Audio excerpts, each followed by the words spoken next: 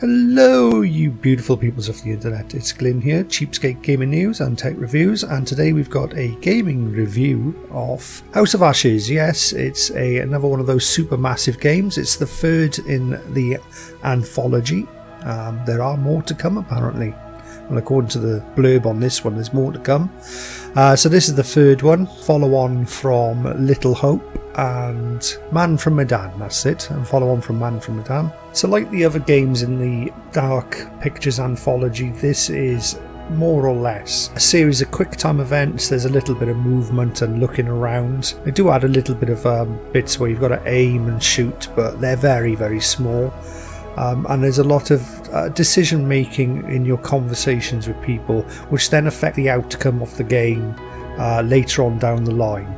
So there's a lot of replayability in the game if you want to see different outcomes for different characters. So maybe by making one decision an hour earlier could lead to the death of the character in the future. So with that out the way, let's get on to what I like, don't like, and what I think about the game. So first up, I would like to point out that this is the first out of the Anthology to actually have its own PlayStation 5 version. I was a little bit disappointed in the upgrades for the PS5. Now there is one which is always a big welcome, but you have to actually select it because it's not selected as the default. So default, when you play the game on PS5, it plays at 30 frames a second, and I'm guessing it's a 4K resolution. But within the graphics option, you can then go and select 60 frames a second mode, which after about 10 minutes of play I found and realised it was there, and that was the first thing I did. And to be honest, I can't tell the difference on my 65-inch TV between the 4K mode 30 and the whatever mode resolution it is and the 60. To be honest, the 60 FPS mode is the one to play. What I mean by I can't tell the difference, I mean I can't see a graphical difference. I've tried to change it at a few spots to see if it changed the graphics. Now there could be a small bump in resolution, but it's absolutely not noticeable at all. So first thing I would suggest that go and stick it to 60 FPS mode if you're playing this on the PS5. So apart from what I noticed was the smoother gameplay, which is an absolute, really welcome, an absolute stunner to play it at 60 FPS. I really enjoyed that part of it.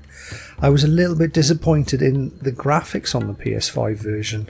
To be honest, it just looks like a PS4 game just running at 60 FPS. It's a real shame that they didn't put a little bit more effort into the graphics, and I will go through a few points later on in the video trying to point out that there are some, how can I say it, there are some sort of almost look like placeholder textures within the game, and I think this may be that it's suffered a little bit from maybe post-pandemic or pandemic production, where they didn't get enough time in the oven to really finish and smooth out the game the way they wanted. Now I'd say it's 90 to 95% really good quality wise, but there's these odd little parts of the game where it crops up and it just takes you out because you notice them, and you notice that these textures look way off.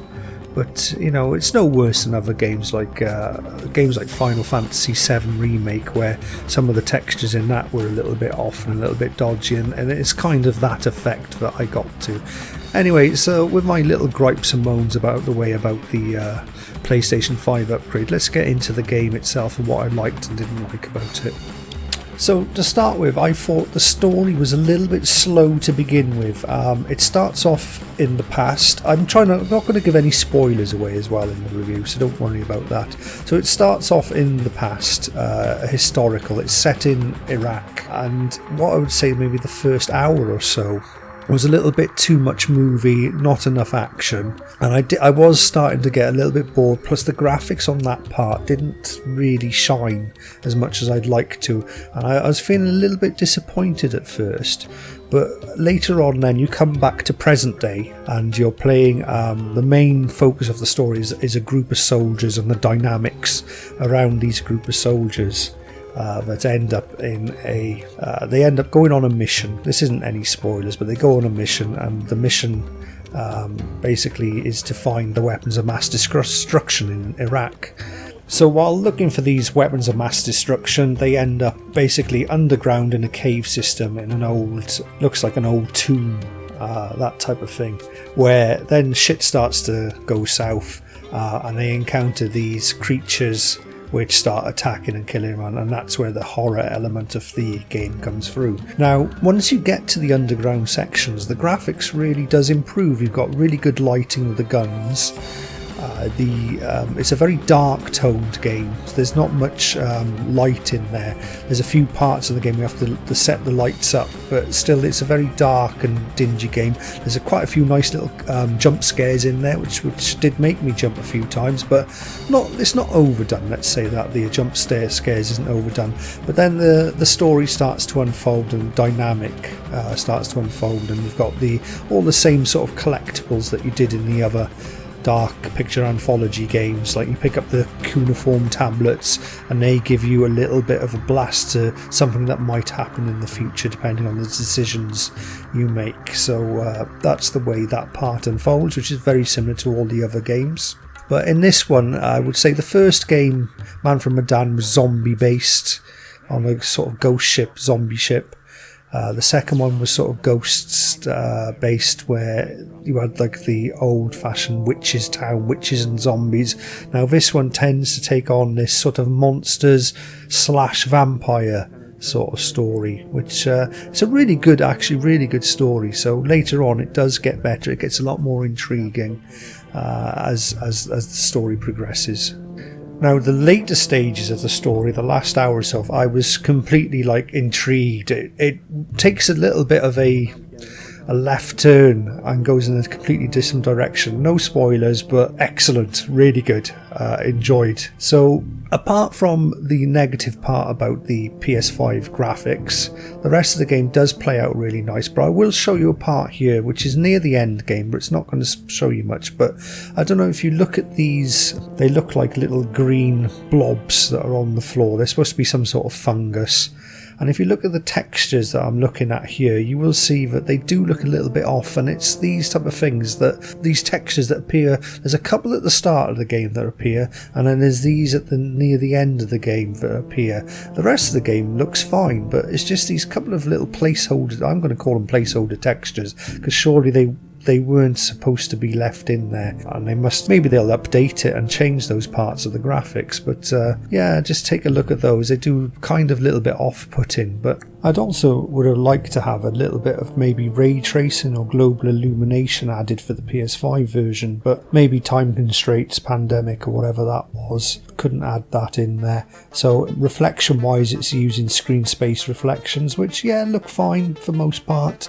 There's certainly a part where you're in a lot of sort of bloody water, and if you pan the camera up and down, you can see it does have that horrible effect where the screen space reflection sort of poke in and out, and the torch that the girl is holding at the time gives a weird effect. But apart from that, the rest of the game looks really good, so we'll leave that where it is. But it would have been nice to see a little bit more, maybe some ray tracing or global illumination or something like that done with the PS5 version. Anyway, by the end of the game, really enjoyed the game. Good game. I like all the dark anthology, but I have to say the story on this one is exceptional, and it has a really good ending as well. And also a little hint is, when you do finish the game, don't just click through the credits. There's a lovely little end sequence that plays out, and it kind of goes through decisions you made in the game, and what the outcome of those decisions were, which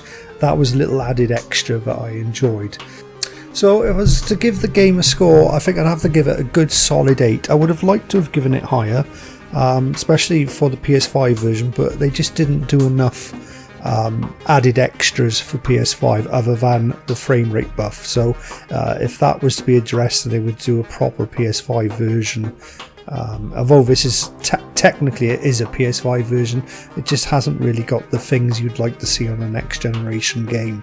So I've had to knock a point off there. I would have loved, if I were playing this on PS4 Pro or PS4, I'd probably give it a 9, but because this was the PS5 version and they kind of slacked a little bit on the PS5 features. Now, I'm going to give it an 8 out of 10. It's still a solid game. It's a great game. They're reasonably priced. They're not full price software, so definitely worth picking up, and over the coming months maybe you might see it on sale, and if you see it for around the 15 quid mark, definitely pick it up then. Anyway, this has been Glyn. You've been watching Cheapskate Gaming News and Tech Reviews, and I'd like to thank you very much for your time and your view, and I'll see you on the next one. Bye bye now.